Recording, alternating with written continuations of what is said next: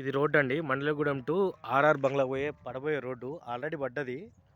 కంకర పోసారు, డాంబర్ కూడా వేస్తుళ్ళు. సైట్ వచ్చేసరికి ఇది ఈ కడిల పక్కది. ఇట్లా వచ్చి అట్లా తిరిగి ఆ కింది నుంచి వెళ్ళి అట్లా వచ్చి ఇట్లా వస్తుందండి. ఇప్పుడు ప్రజెంట్ కందేశారు. టోటల్ రెడ్ సాయిల్ అండి.